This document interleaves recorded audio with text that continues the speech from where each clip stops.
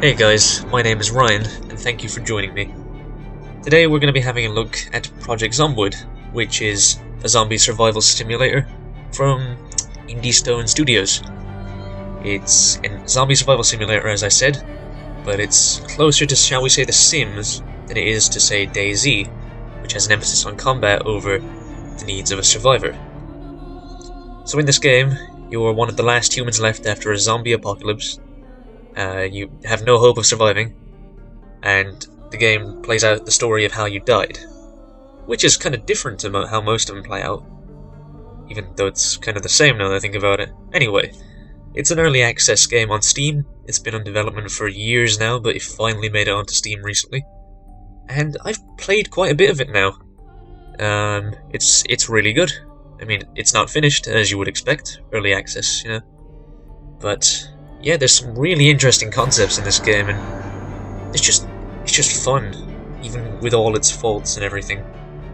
And I know that the market is currently plagued by so many of these unfinished indie zombie games and mods, but this one kind of stands out because it does try to do something quite unique, and that's why I want to show it to you today. So as you can see, you can make a little character, although this doesn't really have much pertinence to the game. But what does have pertinence is the occupation and traits you choose for them. So you can choose them to have a job, and it gives them an extra trait. So I pick Park Ranger because it automatically gives me the outdoorsman trait, rather. It means I won't be affected by weather conditions, and I have extra orienteering ability, whatever the hell that means. Then you can pick traits, which are, you know, traits, as it says right there. Anyway, these can be both good and bad. So if you want, you have points to spend. You don't have any points. But then let's say, well, for me, I added on that he's a light drinker, so I get 2 points. Then I added on that he's brooding, which means he recovers slowly from bad moods. That gave me 4 points. And then I spent the 4 points on stout, which means he's basically stronger and has more knockback damage. Well, that's it really for the character creation thing. There's quite a list of them, actually. So, you know, it's always going to be different. And it just means that you're able to customize your character a little bit more. So, you know, plenty of traits here. You could have them all, I assume, but you'd obviously have so many negatives then that the positives probably wouldn't outweigh it. Outweigh them, I should say. That's really it for this whole menu. So we'll just start into the game with a little introduction screen. Right now. These are the end times.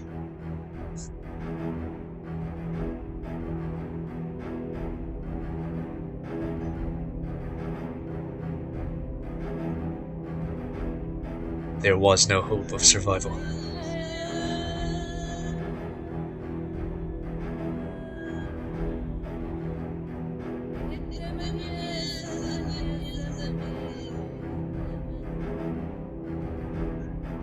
This is how you died. Nice, very grim opening, I must say. I love that. And here we are. So, this is what the game looks like. As you can see, when you look around, areas become illuminated. When you look out windows, the area outside becomes illuminated. And that's our person here. And this is his home right now. But you can change this whenever you want. So we're just going to take a drink. Because why not? Hooray! And have a look in the fridge. So as I said, there's a lot of almost sim-like elements to this. So let's say he gets hungry. Well, it'll tell me he's hungry right where the mouse cursor is right now, like in the top right corner of the screen. And everything else goes there too. Obviously, there's not many people around. There are zombies about. You have to be very careful. You have to be quiet. You have to fortify your defenses. Look, there's one right now. Obviously, I don't have a weapon, so it's not a good idea to engage him. So we'll look around the house for a weapon. So, when you want to interact with a container, you just click on it, and it opens up what's on the floor currently. So the sheets, we'll grab all these because they're very useful. And a pillow, and I don't know if that's any way useful, so we won't bother. So we'll have a look on this shelf, or not. It would seem, and that's a handy room. The sad room. Just in case you get very sad and want to be alone. No one's going to get that reference. Okay. So here we have another room with another bed and another window. So this game has quite a lot of stealth mechanics to it, in that, you know, you have to be quiet, you have to remain unseen, and some of this plays out like really cool ways. So we'll just take this window.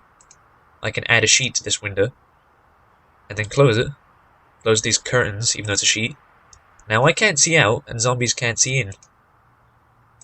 And, you know, that's pretty handy. Because zombies can come in the windows, they can come in the doors. I don't know if they can smell you, but I know they can definitely see you.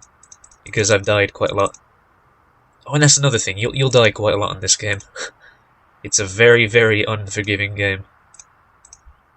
But, you know, that plays out well, you know, because it's realistic. So we're just going to take a load of food, because there isn't much in this house and we need to find some good stuff. And we'll eat the tomato, because why not? And now, see, he's slightly fed, which is always good.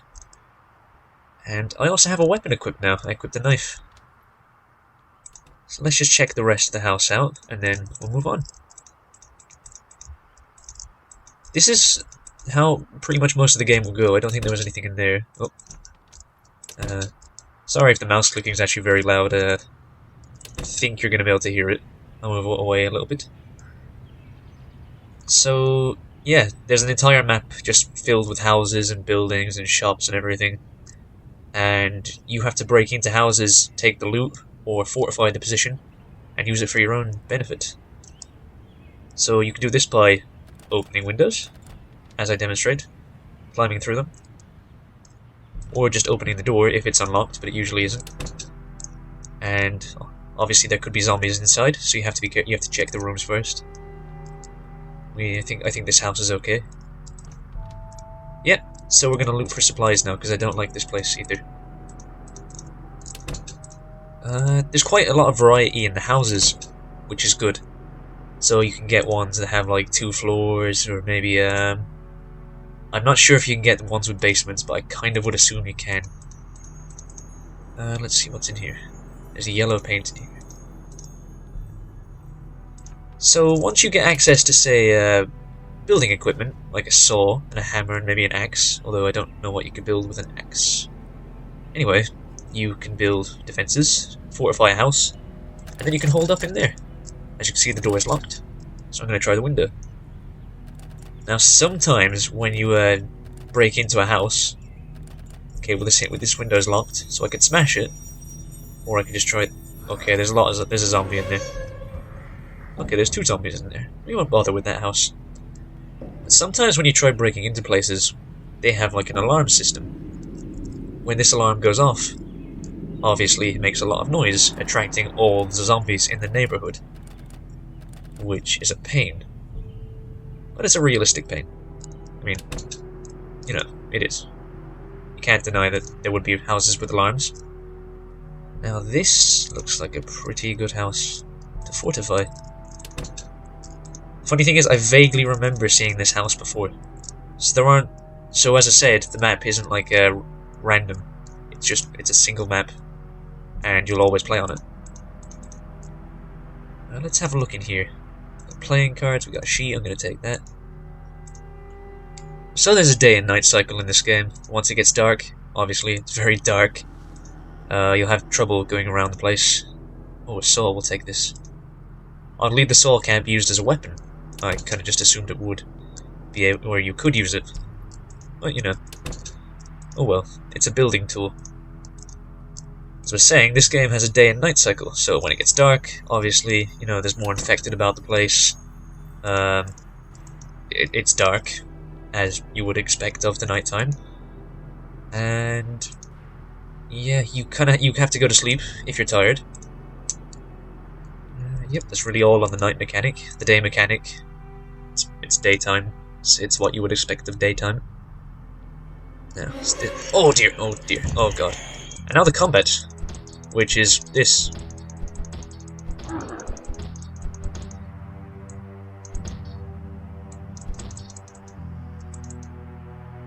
And that's the combat. It doesn't really boil down to much, just kind of Oh dear, hope you get the drop on him. Unlike I did. Now, we need to equip the fork. Why won't this equip? This is a weapon. Equip the weapon. Oh dear. Okay, close this. So you just kind of... You hold the left click, and you tap in their direction until you do, like, a killing move. And you kill them. Which kind of doesn't need to be explained, but, you know. Oh well. It's okay. It's nothing special, but it kind of does work. And it's tough, so it's kind of realistic, I guess. Once you get, like, a big group of, or a horde of them, though, combat becomes very, very difficult, as you can become infected, and that'll kill you. I don't know if you can actually cure it, so that's one thing. I need to find a weapon before I go back in there. If there's anything this game reminds me of... Oh yeah, look, see there's quite a lot of zombies in that direction over there, so I won't go that way. Because I don't have a weapon that I can equip, because I can't equip the fork. No? No, you don't want to... Okay. So why don't we drop the fork? Why don't we just drop and pick up the fork? Oh, it's raining. But I have the outdoorsman perk, so this won't affect me. But if I didn't have that, it would make me sick. Okay, that zombie spotted me. Oh, these zombies have spotted me too. So I'm gonna have to run for it. Just hope I find a weapon. Probably not this way. This is not the best way to go. Oh dear. Oh, it is affecting me. So you can get sick if you spend too much time out in the rain. You know, it's... Oh dear, there are a lot of zombies. Oh, they broke out of that house. Right, I think it's time to go home for a minute, even though I'm luring the zombies right back to my... Oh, this isn't my home. This is fine. I don't like this house. Let's find a weapon. There's a fork. There's a butter knife too. The ultimate zombie survival weapon. Yeah, I'll equip this as my secondary. And we'll eat popcorn, because that seems like the appropriate time for eating popcorn. He's damp. He's slightly thirsty. Canned soup ought to do that. Can opener, we'll grab this. It's very useful. Oh dear, dear lord, I did not know they were in here. Open, open. Right. Oh yeah, if you hold like a one directional key and then go the other way, one walk. One sprint. I don't know, I thought that was quite funny. As you can see, the zombies will attempt to break through doors, which can be quite a problem. You're out in the rain and you're thirsty. Okay. Yeah, there's quite a lot of zombies. I'm just gonna run. It's not safe in this neighborhood. I'll have to find another one for the time being. I think you can shout, actually. Yeah. Why? Why I did that is quite unknown to me, to be honest. You know, obviously I'll survive a long time in a real zombie apocalypse. Just shouting in the middle of the street when there's a ton of zombies around. So let's try and get in here before I get sick. As you can see, some windows just won't open, and there's nothing you can do about that. Come on, open, open, open. There we go. Climb through. Close the window, and now I have a few minutes for prize. Or not, because there's a zombie in here. There's two zombies in here. When you hear that kind of crunching noise, it means the zombie's dead. But there's two here. Oh dear. Right, there are a lot of them in here. I'm gonna abandon this place. Just open the window now. Climb through. And run for it. I'm not having very good luck today. I didn't get spotted by like a horde until much later on in my last playthrough. Although that playthrough did only last for like one in-game day before I was overrun. So, you know, as you can expect, it's quite difficult to play this game.